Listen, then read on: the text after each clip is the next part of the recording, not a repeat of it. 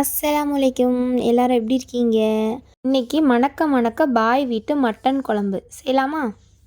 400 gram mutton வாங்கியிருக்கேன். 400லேருந்து 500 gram மட்டனுக்கு இந்த அளவில் செய்யலாம். முடி தேங்காய், 1 டீஸ்பூன் சோம்பு, 4-5 முந்திரி, தண்ணி ஊற்றி நல்ல மையாக அரைச்சிக்கோங்க. கடாயில் நல்லெண்ணெய் சேர்த்துக்கோங்க. 1 இன்ச் பட்டை, 3 கிராம்பு, 3 ஏலக்காய் சேர்த்துக்கோங்க. 2 பெரிய வெங்காயத்தை நீல வாக்கில் நறுக்கி வச்சுக்கோங்க. எண்ணெயில் நல்லா வதக்கிக்கோங்க. தேவையான அளவு உப்பு சேர்த்துக்கோங்க. அப்போ தான் சீக்கிரமாக வதங்கும். நல்ல எலசான மட்டன் வாங்கினா தான் மட்டன் நல்லா வேகும், நல்ல டேஸ்ட்டாகவும் இருக்கும். நான் இங்கே துபாயில் ஹோர்லாண்ட்ஸில் மட்டன் கிலோ 35 திர்ஹம்ஸ்க்கு வாங்கியிருக்கேன். துபாயிலேருந்து யாராவது பார்த்தீங்கன்னா அங்கே எவ்வளோ ரூபான்னு கமெண்ட் பண்ணுங்கள். 1 டேபிள் ஸ்பூன் ஃபுல்லாக இஞ்சி பூண்டு விழுது சேர்த்துக்கோங்க. பச்சை வாசனை போகிற வரைக்கும் நல்லா வதக்கிக்கோங்க. இந்த குழம்பு சப்பாத்தி, பரோட்டா, நெய்ச்சோறு, ரைஸ், இட்லி, தோசைன்னு எல்லாத்துக்கும் அடிப்பொலியாக இருக்கும். கண்டிப்பாக ட்ரை பண்ணுங்கள்.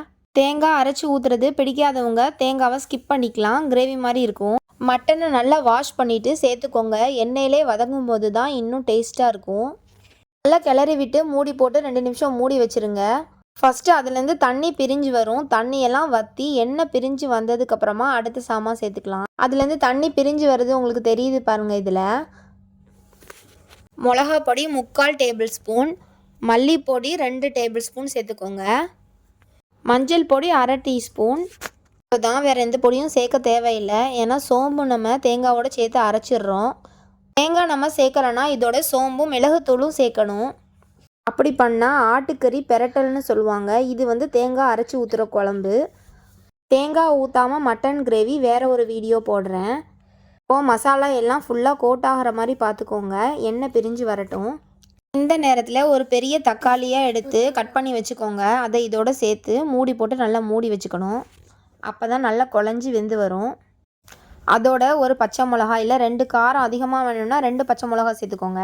என்னை நம்பி இந்த சேனலை சப்ஸ்கிரைப் பண்ணவங்களுக்கு நல்ல கண்டென்ட் கொடுக்குறேன்னு எனக்கு தோணுது. நீங்கள் என்ன ஃபீல் பண்ணுறீங்களோ கண்டிப்பாக எனக்கு கமெண்ட் பண்ணுங்கள். அப்போ தான் எனக்கும் தெரியும் என்னோடய ஆடியன்ஸ்க்கு என்ன பிடிக்குது என்ன பிடிக்கலைன்னு. அதுக்கேற்ற மாதிரி நான் வீடியோ போடுவேன்.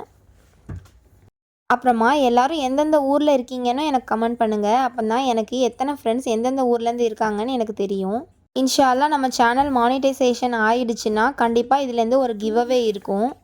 ஒவ்வொரு மட்டன் சீக்கிரம் வந்துடும், ஒவ்வொரு மட்டன் லேட் ஆகும். இந்த மட்டன் வேகிறதுக்கு நான் 8 விசில் வச்சுருக்கேன். தேவையான அளவு தண்ணி ஊற்றிக்கோங்க. கொஞ்சம் அந்த மட்டனுக்கும் மேலே வரைக்கும் தண்ணி சேர்த்துக்கோங்க. மட்டன் மூழ்கிற அளவு தண்ணி சேர்க்கக்கூடாது, அதோட கொஞ்சம் அதிகமாக சேர்க்கணும். அப்போ தான் கீழே தீஞ்சு போகாமல் இருக்கும். மல்லி இலை தூவி இறக்கிக்கோங்க. விசில் வந்த உடனே அவ்வளோதான். சுட சுட செம்ம டேஸ்டான மட்டன் குழம்பு தயாராகிடுச்சு. பார்க்கும்போதே வாயெல்லாம் ஊறுதுங்க. ஏன்னா நான் ஆல்ரெடி சாப்பிட்டு முடிச்சிட்டேன். வீடியோவை இவ்வளோ பொறுமையாக பார்த்ததுக்கு ரொம்ப ரொம்ப தேங்க்ஸ். கேரளா நெய்ச்சோறு, தமிழ்நாட்டு மட்டன் குழம்பு அடித்து தூக்க வேண்டியதான்.